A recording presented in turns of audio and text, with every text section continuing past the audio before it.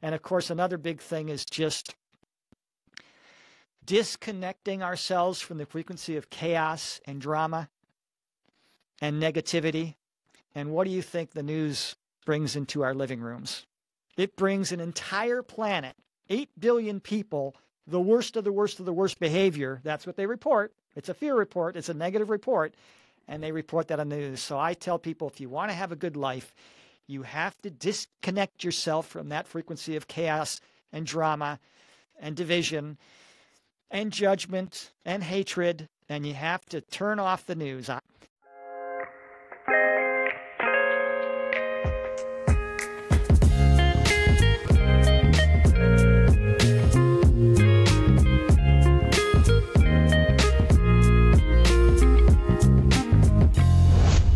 To a Broaderlenspodcast. The opinions expressed on Broaderlenspodcast are those of the guest speakers and do not necessarily reflect the views of the host or Broaderlenspodcast. David Suich, welcome back to the show. Thank you. It's a pleasure to be back. Yeah, really quick before we get started, I wanted to share a joke. It was kind of funny, actually. Howard Storm was the guy that you talk about having your first near-death experience. Yes, right? That was the first one I ever clicked on and heard the whole testimony. I had heard bits and pieces because back in 1975, actually in 79, 4 years after Raymond Moody's book came out, Life After Life, I read that book, but that didn't have an entire testimony. So Howard Storm was the first full testimony I ever heard. Well, when I first heard you say that, I thought you said Howard Stern, and then I heard, the name. Then I heard the name of your book was "God Took My Clothes." I'm like, whoa, Howard Stern, "God Took My Clothes." Like, what's this book about? That was my first understanding, my first impression when I heard you say that. So I was like, whoa. I thought I'd share that stranger? With you. Who's this weird guy? But yeah, you're the author of "God Took My Clothes," and it's good to have you back. I know we touched on that a little bit, but I wanted to broaden that on this episode. And you also, you're a spiritual advisor or spiritual counselor. What's the exact label? I'm a certified spiritual counselor, I think is the official label. And I counsel people who have near-death experiences, out-of-body experiences, or just people who are going through a spiritual awakening, which can be quite chaotic, a lot of changes, and there's usually a change in friendships, and sometimes the family doesn't understand. And of course, those who've had NDEs or OBEs, often people don't believe them when they tell their stories. And so, yeah, I counsel them. Yeah. When we finished recording the last episode, we had a good conversation, and I asked you a question that I wish I would have asked you when we were recording. And I asked, can we bring in trauma from past lives? And then you started to flow, and I was like, man, we got to re-record eventually. And so that's my first question. Can we bring trauma from past lives in your experience with talking to all these people that had near-death experiences and what they were sure.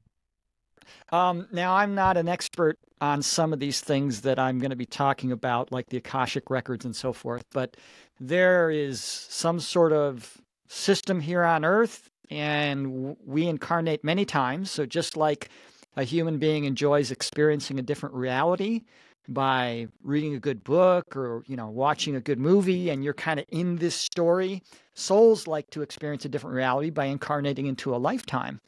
And we have been here many times.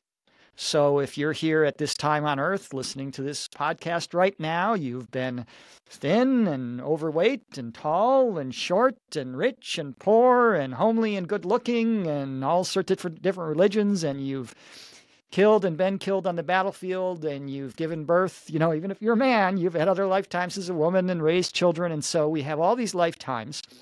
And what happens is, as you come back on Earth, those records are sort of attached to you, the individual soul.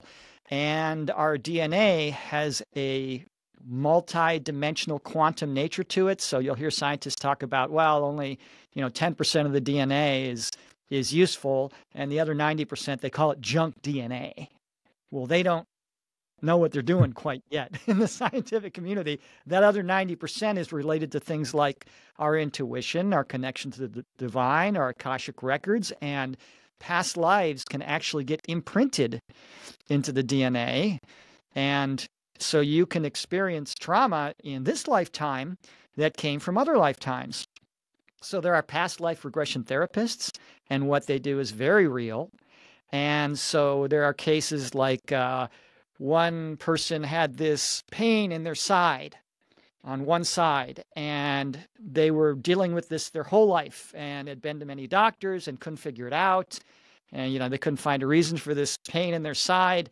And they finally went to a past life regression therapist, and they took him back, and it turned out this person was a soldier and in a battle and was stabbed with a sword. And the past life regression therapist kind of helped him work through that. And after that, the pain went away. So we do carry things from past lives, and sometimes many of our likes and dislikes and talents come from our multidimensional selves. So, you'll hear about the kid that he's 5 years old and takes a month of piano lessons, and all of a sudden he's playing Mozart beautifully, and you go, wow, this kid's just got super talent. Well, it's not just that. They're drawing from their experience in other lifetimes. And of course, we don't remember all our other lives, because that would make things too easy. If we had the experience of all our lifetimes, the game of Earth would be far too easy. It would make our challenges down here just very easy to overcome. And so there's a block there, so that we're kind of focused on this life and the challenges we have. But we often do carry things over. And that's what karma is. So people think karma is retribution.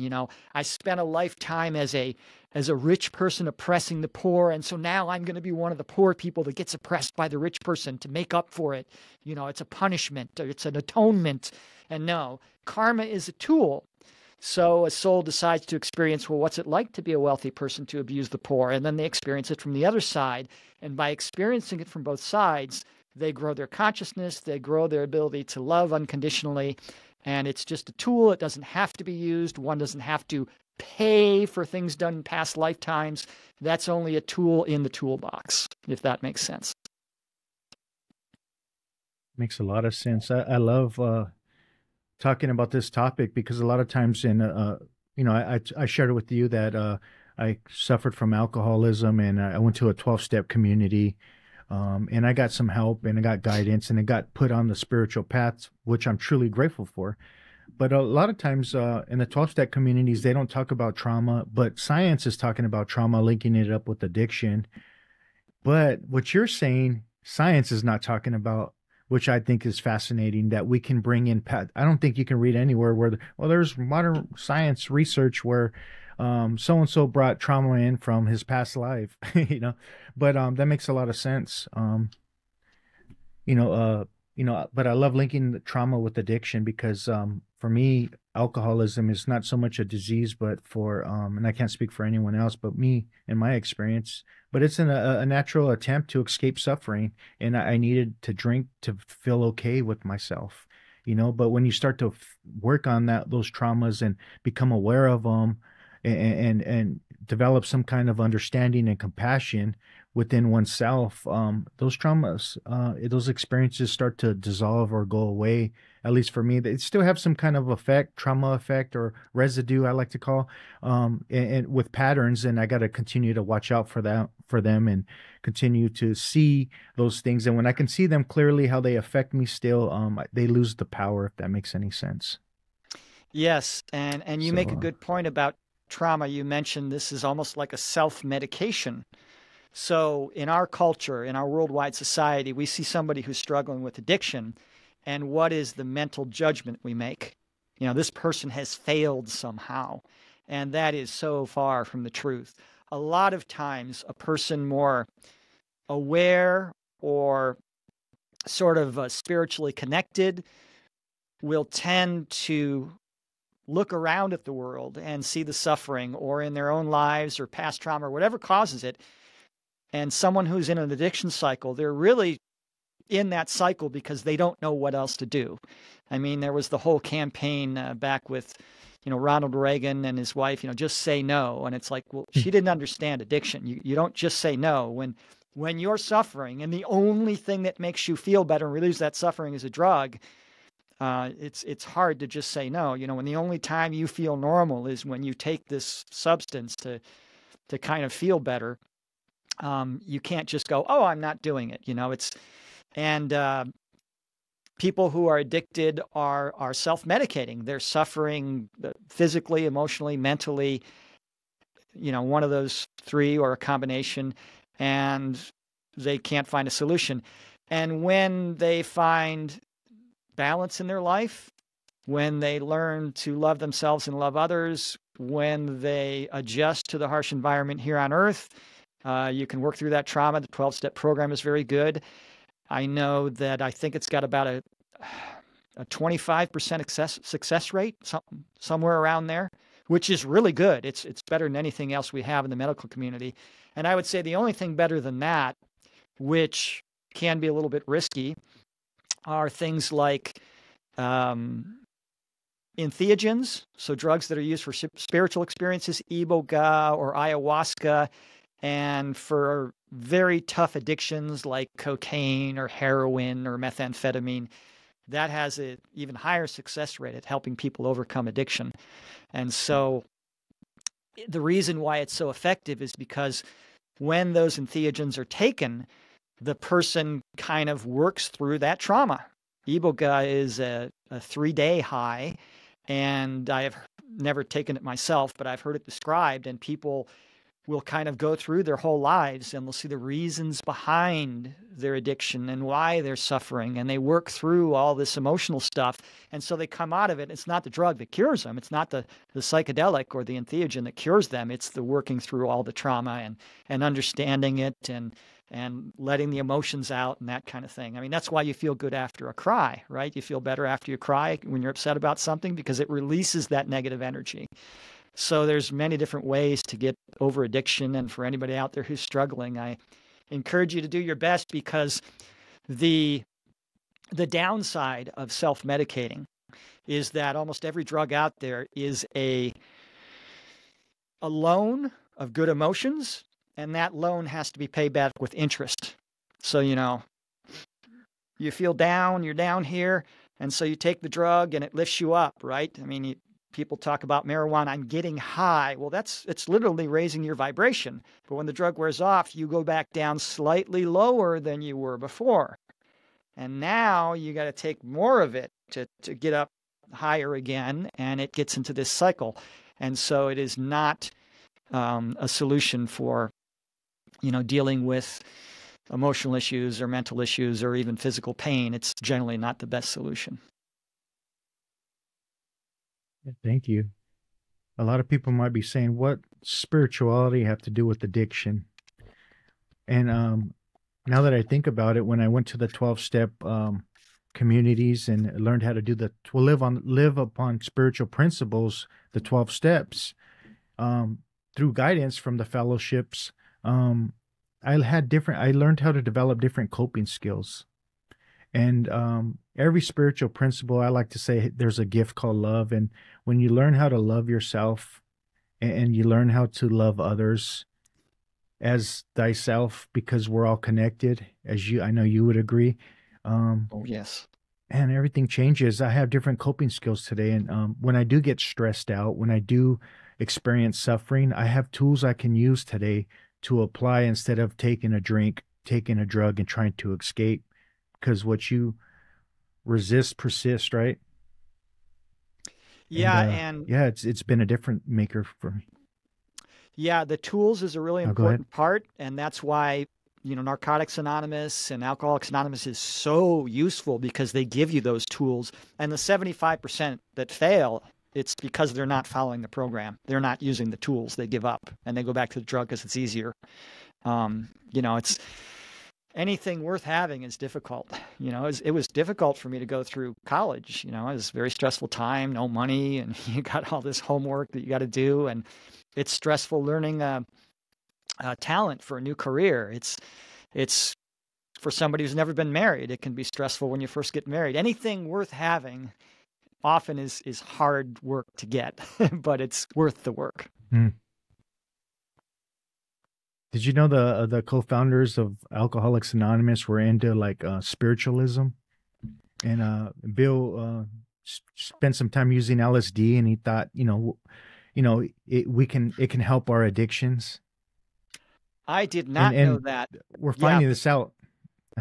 Yeah, Johns Hopkins University not too long ago did a study on psilocybin. So for those unfamiliar with psychedelics, psilocybin is the active ingredient in magic mushrooms. And they have found it to be far more effective than any of our pharmaceuticals in treating depression. And so, I think when we talk about drugs, we have to talk about some drugs that are inherently non-productive and destructive, and others that, if they're used sparingly, can have some benefits. They have found, for example, that ecstasy, MDMA, which was originally a medication used, it was a pharmaceutical in the 1970s, that psychologists and psychiatrists used for their patients to get them to open up and talk about problems or in therapy. And they would say, one dose of ecstasy in a therapy session was equal to 30 sessions without it. Of course, ecstasy causes the body to release all the dopamine and serotonin at once. And the next day that's gone. And so your body's depleted and you get this next day depression. It's where the term Suicide Tuesday comes from. Somebody does ecstasy all weekend and it kind of is trailing off Monday. And by Tuesday, they feel real depressed. So, no drug can be used on a continuous basis safely. In terms of the stronger drugs, certainly there are, medications that aren't, that don't affect the psyche that can be safely used, and some like marijuana that don't have too many negative effects, but certainly there are many positive effects to the drugs that we demonize. And the ones that we consider, acceptable, right? If I went into work Monday morning and I said, oh, I took LSD and I had this wonderful experience, they would look at me like I was crazy. Why are you talking about this at work? And I might get fired. But if I came into work Monday morning and said, oh, I got knee crawling drunk and I almost got into an accident, we'd be laughing about it, right? So alcohol is an accepted drug. It's one of the worst out there. It's a big killer, and it doesn't have too many beneficial effects. Maybe if somebody's stressed out and they come home on a Friday night and then they just want to have a couple of glasses of wine to relax, okay. But you don't want to get into using anything on a regular basis. But I would say that psychedelics, even mild psychedelics like marijuana, if they're used sparingly and properly, they can have a benefit. I mean, marijuana has been used, for instance, for people who have seizures, and none of the pharmaceuticals work, and they take cannabis, and it cuts way back on the seizures. And they're even developing seizure medication based on cannabis where they take THC out, the part that makes you high, and so they can give it to children. It doesn't get them high. It's not the drug anymore, but all the cannabinoids in there drastically reduce their seizures. So I think we need to be more open as a culture and society and start examining the benefit of these drugs and looking at some of the legal drugs we have. Alcohol and cigarettes is a big killer. Both of those by themselves kill more people than all the illegal drugs combined. So I think we need to reevaluate in society the way we think about drugs and the way we use them, and help people get off the addiction cycle, and teach people who are having issues that can benefit from these drugs how to use them sparingly and responsibly. Yeah, I appreciate that. Yeah, when you were talking, that's a good point. I was thinking about cigarettes as well. It kills more people than alcohol and heroin is cigarettes alone. But it's approved and it's okay. But if you were to talk about LSD, you're crazy, you're a weirdo. You might lose your job, but it's okay to smoke. There's something wrong with that. Yeah. There's a problem where we view things and what we've deemed acceptable. Yeah, I love to talk about addiction because you can go outside, or I can go outside, and anywhere in our community, you're going to see someone suffering from addiction. And I love what Gabor Mate says, not why the addiction, but why the pain. And when we really find out the nature of our suffering, what caused it, that's when we can have healing process can be possible. So, it's important to look at that and talk about it and try to expand our consciousness to be more effective to help people that are suffering from addiction. Because the 12-step communities are the highest, but they're still very low, and there's still always room to improve. So that's one thing I challenge in the 12-step communities, to continue to expand and understand. so we can be Yeah, more and I think effective you to hit help the people. nail on the head there when you said, um, find out the root of the problem and find out what's causing the addiction. Because look at our society's reaction to addiction. Somebody's taken a drug, and what do we do with them? Oh, they have illegal drugs. Well, to cure them, we're going to put them in a cage for many years with a bunch of other bad people and hardened criminals, and somehow this is going to make them better. That doesn't make any sense. You got to find out the root of the problem. Yeah. Yeah, a lot of people say, "Oh, it's in the genes of the Native Americans." I heard an old timer once say that, and I said, "No, it's not in his genes. It's the multi-generational trauma that they never healed from." And we have to look about what happened to us, not blame it on a disease or a genes that may have some a component to it, but there's also we got to look at what happened to us and the traumas, or we Yeah. missed the And point, in my opinion. oh, I totally agree. There was even an experiment done with these rats, and they would put them in a cage by themselves, and they had two water bottles. One was just regular water, and the other was water laced with cocaine. And what the rats would do is they would drink the cocaine water until they died, until they had a seizure and died. And so the conclusion is, well, look, this is a highly addictive drug, and the rat's just going to take it, take it, and there's nothing we can do about this. Well, when they did the same experiment and they had a large cage with other rats, and they could, breed, and they had toys to play on, and they could run around and explore. They gave them a sort of a good, healthy environment, and they still gave them both water. Yeah, they might drink a little bit of the cocaine water, but for the most part, they drank the regular water. So a lot of addiction and a lot of mental illness comes from a long-term lack of love, lack of compassion in our society. And the Dalai Lama said that most mental illness comes from a lack of compassion. And I truly believe that.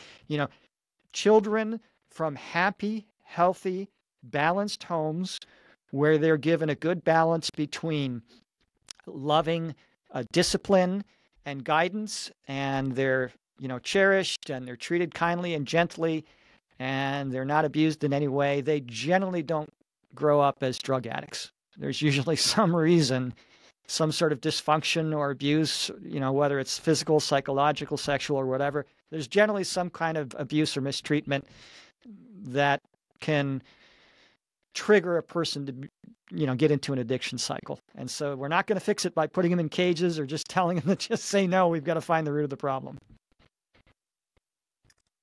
I appreciate you bringing that up. I also they also show in that study, maybe a different study. Rat Park, was that the name of it, or I believe forget that the name was of the that study. study? Yes. But yeah, they also show where if the rat pup wasn't licked by their mother as a pup, it becomes more prone to becoming an addict versus the ones that were licked and nurtured properly. And I love how Gabor Mate, and I had Daniel on an episode, and we talked about the big T traumas and the little T traumas. Well, the big T traumas are horrible events that shouldn't have happened, and the little T traumas are the good things that didn't happen, like being licked as a little pup rat, but nurtured by the mother. And we live in a society and a system that both parents have to work, and they don't. It doesn't mean they're bad parents, but they don't have the right proper time and guidance they can't give their child for the most part because of everyone's working. They're on the rat race, right? And we don't realize that, and it's creating addiction, in my opinion. We've been put on this treadmill, and there's a big push towards more and more productivity and doing more and more with less and less people.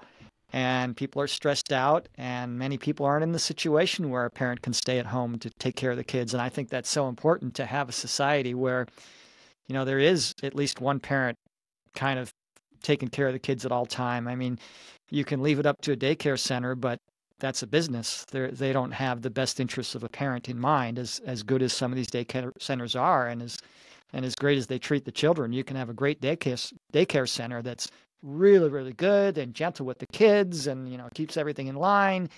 And that's still not the same as having a father or mother there with you, taking care of you. It's just not. Yeah, or even when mother gives birth, a couple weeks or a couple months ain't enough to have time off. They need at least a year or two to have the proper time and guidance to be with their baby. Just I appreciate. I think it was good to touch on, and especially with the even having the thought that we can bring in trauma from past lives. I don't think that's talked about much with addiction. So yeah, thank you. And you have interviewed over 1,200 people with near-death experiences, correct? Direct face-to-face interviews. I mean, I wish I would have counted, but there's some direct face-to-face interviews. There's been some over, Zoom like this, or some sort of video conferencing. Some were over the phone. Some were, video or audio or written testimonies. And yeah, I didn't keep track, but I've heard over 1,200 testimonies. Let's put it that way. For those who may have missed my first episode with you, what is a near-death experience? Can you define that? And what are some of the misunderstandings in our minds that we may have with NDEs? Well, the near-death experience is when a person's spirit leaves their body and has some sort of experience in the spiritual realm. And this is very common. It's been going on for a long time. Even the Tibetan Book of the Dead, which is over 1,500 years old, it says something in there like a gleaming light will shine from the heart of God, and it'll be so bright that you dare not look at it, but you can't pull your eyes away from it because it's so beautiful. And so a near-death experience, generally, the most common one is a person is in an accident, or maybe a surgery gone wrong in the hospital, or a heart attack or something like that. They pop out of their body. They see themselves from above. They can hear the thoughts and the words of the people around them, and then they're revived and they go back into their body. That's the most common. And then some people, if it's a longer near-death experience, and there's no time in the afterlife, but for lack of a better word, we're going to use the term longer, they might see a light and they go towards this light. Now, some people are brought into one of the parks or gardens of heaven. Some meet relatives. Some go into the light of the Creator and merge with universal consciousness, and they become part of God. And then, some are told it's not your time. You have to go back. Others are given a choice, and they go back into their body. Now, some of the common misconceptions is that, this person must have been hallucinating because they've been through a traumatic experience. Well, from the person who's had the near-death experience, that is a ridiculous claim. And the reason is, if you're having a dream and you wake up, you don't say to yourself, well, how do I know this is the real world? Maybe this is the dream, and that world that I just came from, the dream, maybe that's the real world. No, it's obvious to you. This is much higher level of consciousness. Everything's much more real, much more solid. And that's what near-death experiencers say. They come out of their bodies and they are feeling quite young and energetic. If they were in any kind of pain, the pain is gone, instantly gone. And often they are filled with a deep sense of peace and love and calm. And, people will ask them, were you like a ghost? And no, I was the opposite of a ghost. I felt more real, more alive than I've ever felt in my life. So if you imagine the difference in reality, or the difference in level of consciousness between a dream and our waking world, and you take that difference, and then you take that difference and multiply by about 10 or 20 or 100, I don't know, but a huge jump up in reality and consciousness, that's what the afterlife is like. So people report having a clarity of thought that they don't have in their earthly bodies. I could think about anything, and my mind was very clear and very sharp. I could remember anything. I could contemplate anything. They report having heightened emotions, much more intense emotions. And so it is an experience that is the most real thing that can ever happen to an individual. And of course, many of them talk about it, and they try and use human words, but because there's no experience like it on earth, we don't have words to describe it. Like one of the things they complain about is, well, I say unconditional love because that's the best words we have, but it doesn't come close to what I experienced. They talk about it like it's the best thing. It's the everything. It's the all of life, is to experience this other higher reality and this unconditional love and this peace and this sense of purpose. And then some people even remember. They say, I remember this is where I came from. I remember this is my true home, and I was only having an adventure down there on earth. And so, yeah, the near-death experience is very real, and people will often not talk about it because others don't believe them. But it's the most real thing that can happen to a person, and of course, it changes their lives profoundly in many positive ways. Thank you. One of the things I've heard you share about is the life reviews. You know, a lot of times in religion we hear about a judging God, but the can you broaden our understanding on what you have learned through these interviews with the life review details? Sure. So the life review, a lot of people think, it's almost like a performance review at work where you just kind of go over what you did. It's quite a bit different than that. So in this world, you are one person, you. So I'm seeing through my eyes, I'm hearing through my ears, I'm speaking through my mouth. I'm experiencing the world from my own personal perspective. And I'm just one person. Well, in that life review, you literally become every person you've ever interacted with. So let's say I'm passing by a homeless guy, and I've got a half-eaten sandwich in my hand, and I'm eating lunch, and he says, "Oh, I'm really hungry. Do you have anything to eat?" And I hand him my half-eaten sandwich, thinking nothing of it. In the life review, I experience me there, right there again, just like 3D, like I'm here talking with you. It's that real. It's like you're going through it again. And then I experience it at the same time as if I was the homeless person. So I'm sitting there and I'm really hungry and I haven't eaten in 2 days. And this guy comes by and gives me half of his sandwich. And it's like, oh my gosh, I'm so happy. And I experience all those good feelings. So we experience everything that we ever said, thought, did, or felt. Some people only experience highlights, but a lot of people go through everything. And it's not like going through another 80 years again. It happens very fast. People describe it as a panoramic life review. And the point of this life review is to show us the importance of love and the way we treat other people. The way we interact with other people is so important. Just the way we greet people is so important. And it sort of gives us a perspective of how our actions and our words affected the people around us. And it's there to teach us the importance of love. So without going into a lot of details, the life review is all about love. And when we are cruel and selfish and manipulative, and we're going through this life review, it makes us sad. And those who are watching the life review with us, usually it's some spiritual guides or angels, or sometimes it can be a religious figure or God. They're a little saddened that we didn't choose the path of love. And when we are kind and loving and compassionate, considerate of others, and especially when we do things, a tiny little act of love where there's nothing in it for us, no benefit to me. This guy asked me for my sandwich, so I just gave it to him. And now I might be a little hungry. I didn't finish my lunch, but he gets a meal. There's nothing in it for me. That's what's most beautiful to heaven.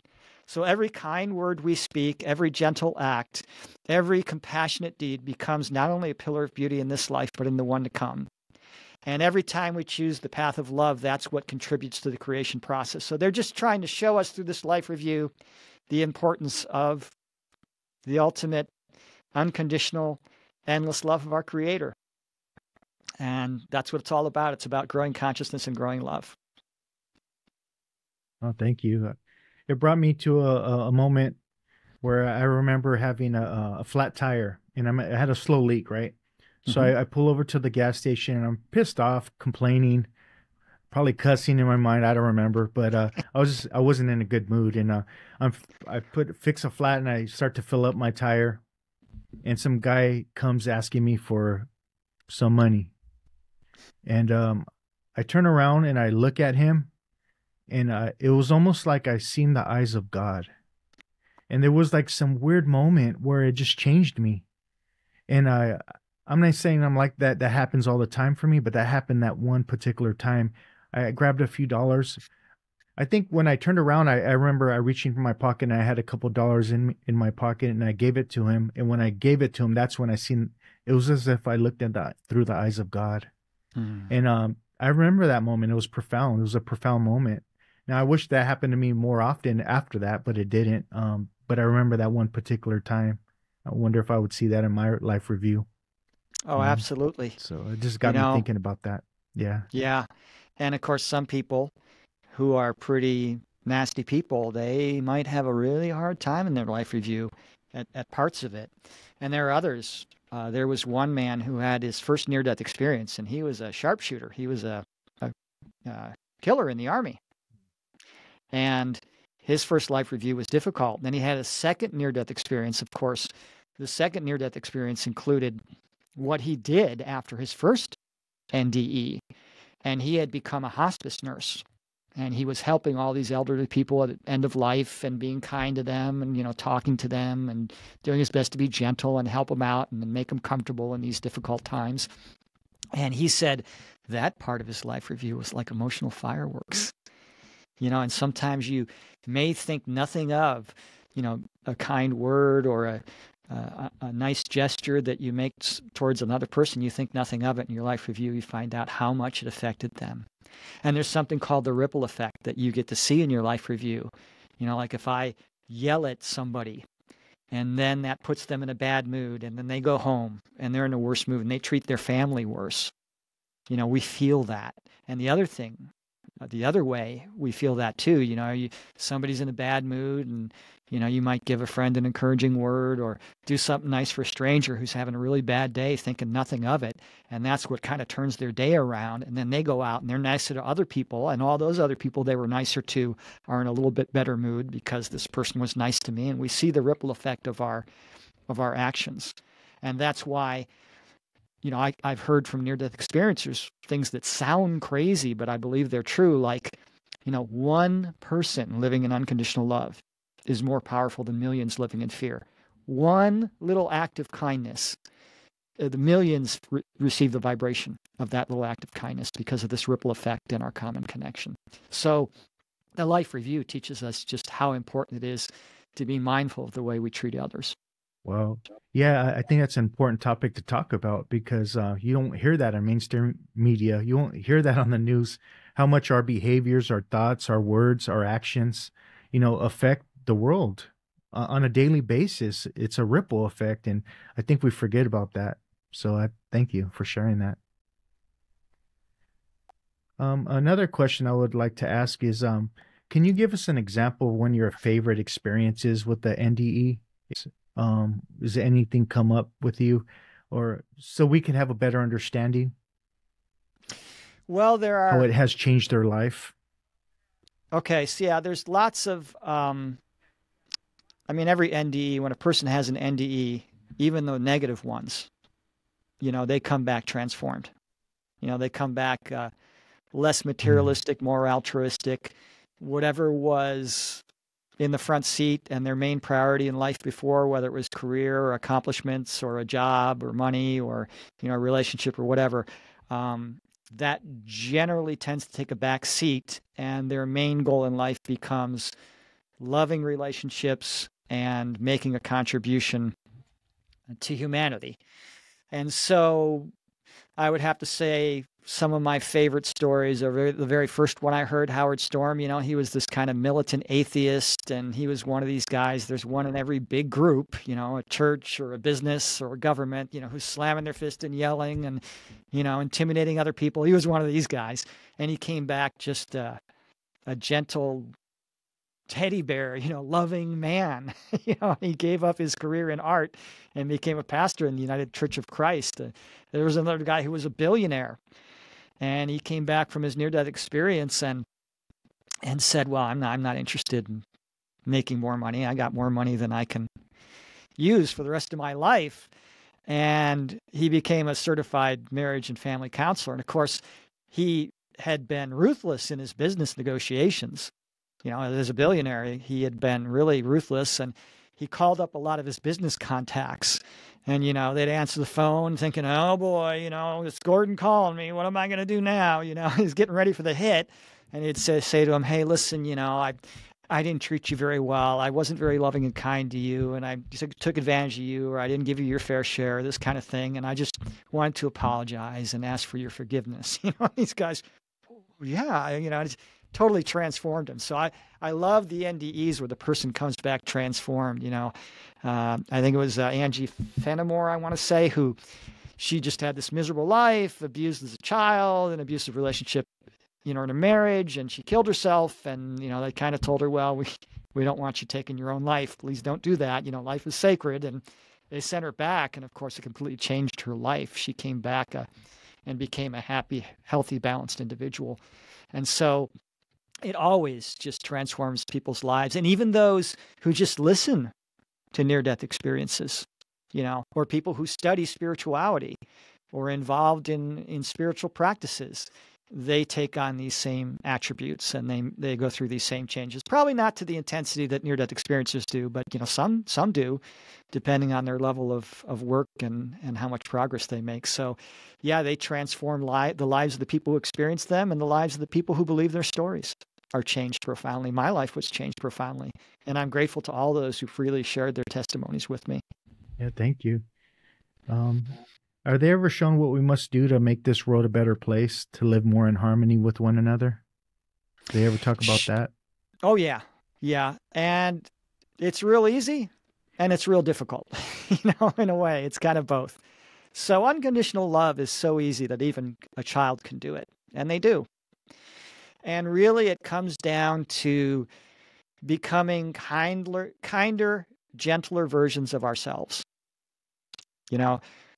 To not make the judgments. When I see somebody acting out and behaving badly, especially if it's affecting me negatively, to not say, what a horrible person, make a judgment, condemn them. No. You don't learn to live in light and love and be a gentle, kind, wonderful human being. There's these people that are out there like Fred Rogers, just this wonderful soul who's just so kind and gentle, and you can't say a bad thing about the guy. You don't get to be that way until you've passed through many moments and many lifetimes of darkness. And so when I see those people misbehaving, I have to remember that was me. I'm not superior. Just the giant oak is not superior to the new sapling. It's just at a different stage of development. So don't judge, be kind, love your enemies. Those are tough things to do. But when you manage to do them, you realize how much easier life is. And of course, a big thing is living in the moment. So many human beings are really upset about what happened yesterday or worried about what could happen tomorrow. And children don't do that. They're just enjoying the moment. And we're supposed to do our best to live in the moment. I used to worry a lot about money. What am I going to do in the future? And so I had to trick myself and say, well, am I okay today? Do I have enough food and water? And do I have shelter and clothing today? Yes. Have I ever gone a day without those things in my life? No. Well, stop worrying about it. You're not going to help it by worrying about it. But probably the biggest thing is to treat others lovingly, especially when we're in a bad mood. And that's my challenge. And when I used to be in a bad mood, I'd be cordial. When I went out in public, I was cordial. But if somebody crossed me or somebody said something unkind or I let the dragon out. And then we can't do that, And so now when I go out, even if I'm in a bad mood, if I, for instance, have to call, my customer service on my cell phone, who looks forward to doing that? I used to get so mad at these people, because they wouldn't listen and they're not fixing the problem. And, I would really dig into them and I would really be insulting and cruel.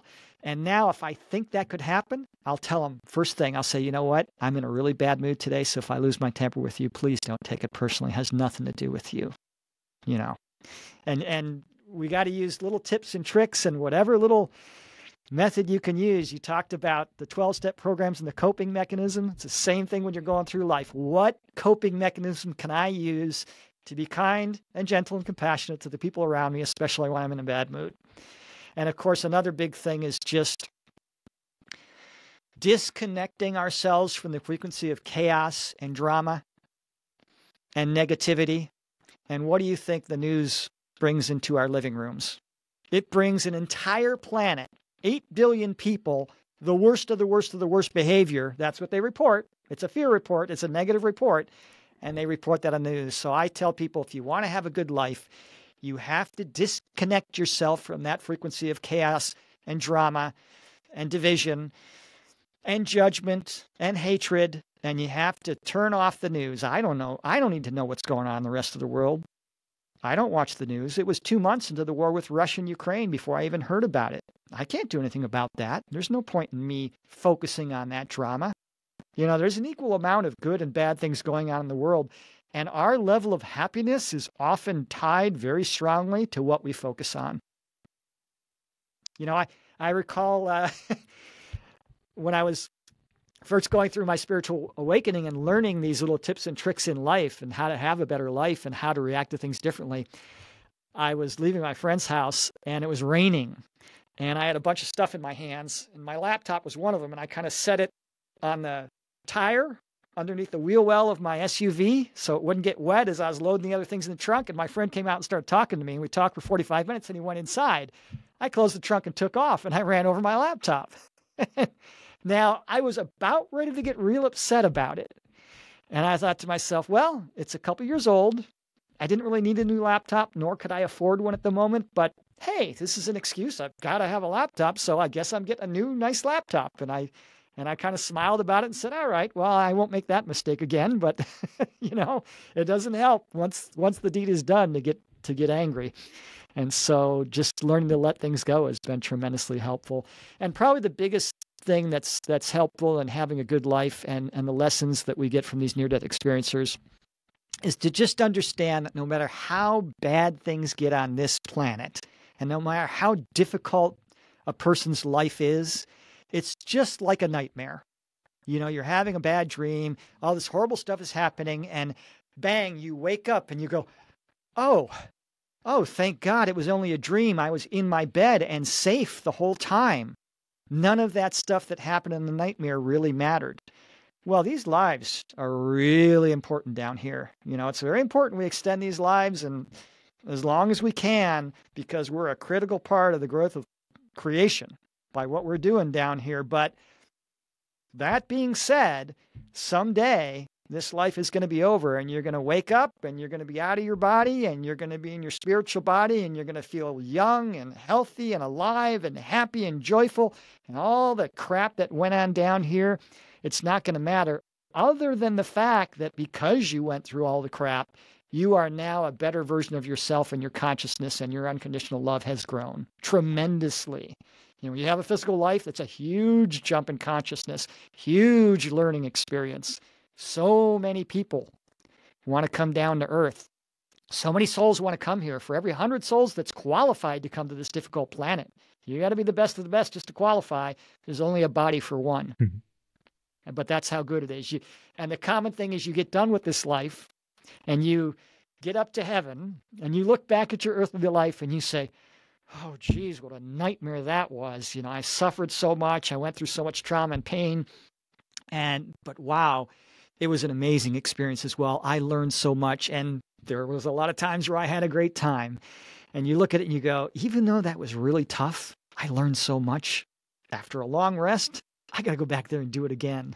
And that's what we are down here. If you had a business card, it would say something like Daredevil Soul, expert in transforming worldwide cultures from fear to love.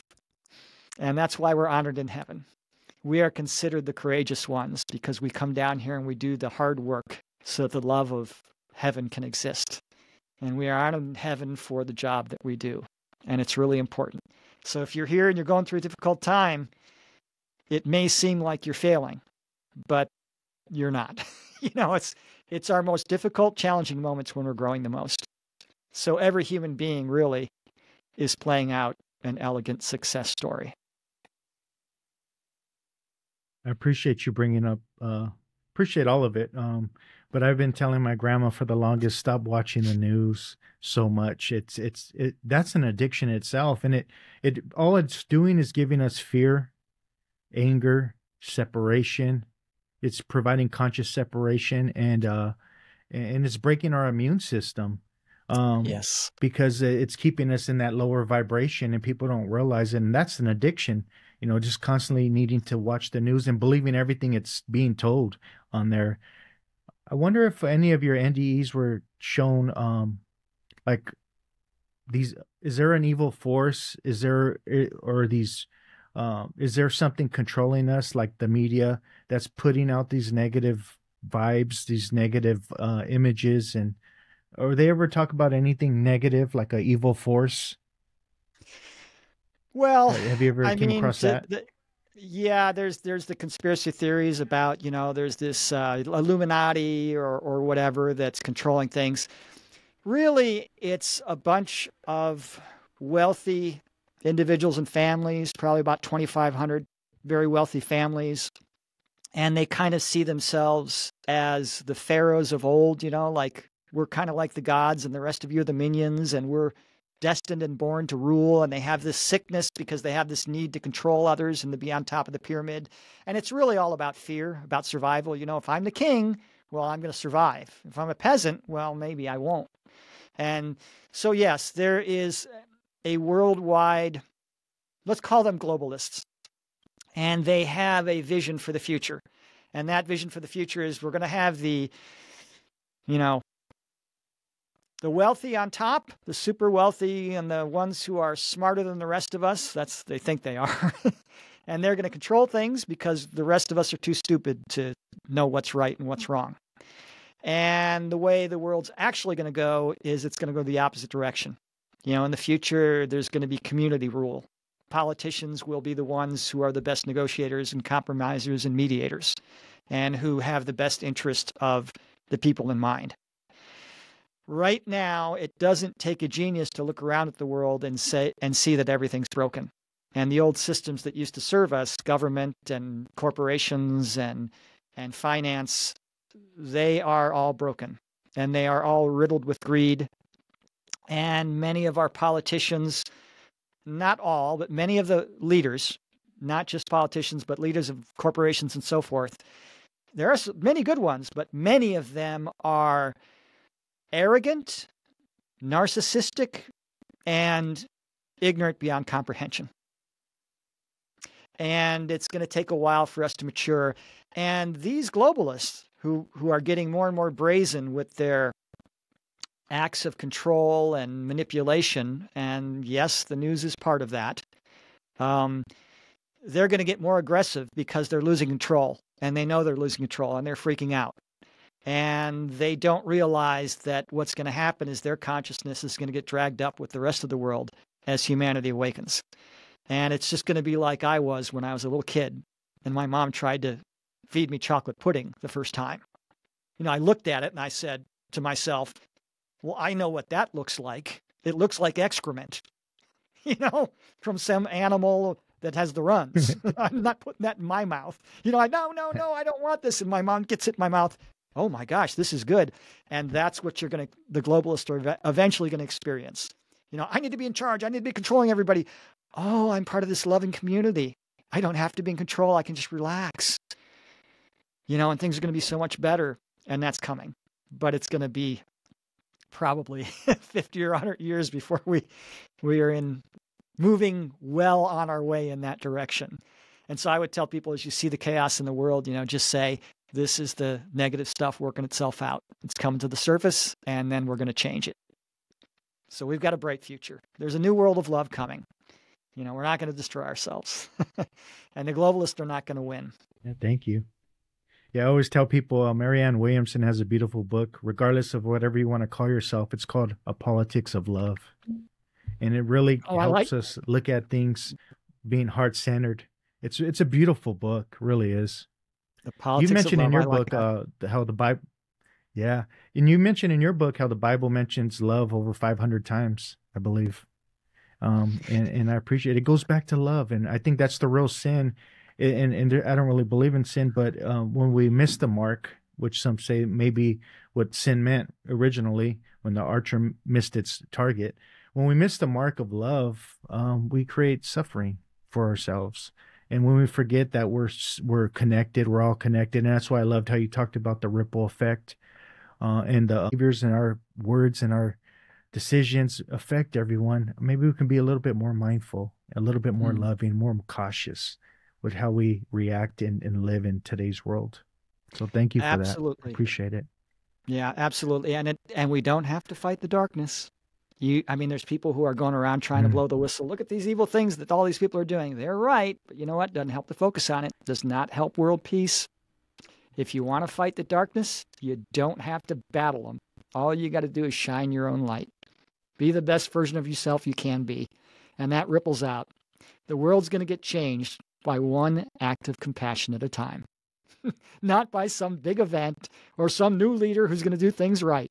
It's going to be individuals like you and me and the people listening that just decide to do things a little better and to be a little more loving and compassionate to the people around them, one little baby step at a time. How do you eat an elephant? One bite at a time, and eventually it'll be gone. Yeah, I appreciate it. I know you often talk about near-death experiences, how whatever they believe in, if they were a Christian or they're a Buddhist or whatever, they would have that experience when they get to the other side. And I found something in the Bhagavad Gita that kind of touches on that a little bit, which I thought was interesting. And it says, the way you accept me is the way I appear to them, or I appear to you. So the way you accept me is the way God will appear to you. So I thought that was pretty interesting. That's in the Bhagavad Gita. I like that. And I'll send that to you later. Thank you. Yeah. So thank you. You have any last words for us, or your message to the world? Last words. To help us be more in harmony with one another? When you make a change in your life, when you have a spiritual awakening or spiritual growth, there's a sign, and that biggest sign is joy. Now, I'm not talking to people who are going through the midst of trauma or the dark night of the soul. It's difficult to find joy in those circumstances, if you're in the middle of going through something really dark. But, if you have your basic necessities met, joy is a great sign. And you will know that you've changed when you go to the family event where there's drama or things being said that might not be so nice for those of you without the loving, functional families, which are probably not the norm. I think most of the people have issues and problems in their work lives or family lives or whatever. And whether you're at work or at a family get-together or whatever, and there's the drama going on, and there's the selfish behavior, and there's the narcissist and the people, trying to grab power and climb over you, or just being cruel and mean, or whatever the dark behavior is, and you are in your little bubble of joy and fear, and you don't react and you don't get dragged into their stuff, that's the sign right there that you're growing. And it's possible. It's possible to be in such a good state that you can have somebody screaming in your face about what a horrible person you are. And I've experienced this. And the only thing you're thinking is, what can I do to make this person feel better? Walk away, apologize, say something that might calm them down. And it's possible to do that. And I would encourage everybody to get into the best state of joy they can be in. And I struggle at times to maintain that joy, but when I manage it, when I'm in that Zen state, it's much easier to be kind and loving to the people around me. And of course, those times when we fail, we got to cut ourselves a lot of slack. Life's not easy down here. And it's okay to make mistakes. Every human being makes mistakes. Every human being fails to be the best version of themselves they can be sometimes. And so all of heaven knows that we're going to screw up sometimes. So I would say, cut yourself and others a lot of slack. That's probably the biggest piece of advice for our current culture that I could say is, take it easy. Don't get too riled up over anything, and keep spreading your light and love. Yeah, thank you. Thank you for coming on. I really appreciate it. It was a pleasure being back on the show. Talk to you soon. Appreciate it. Take care. Thanks.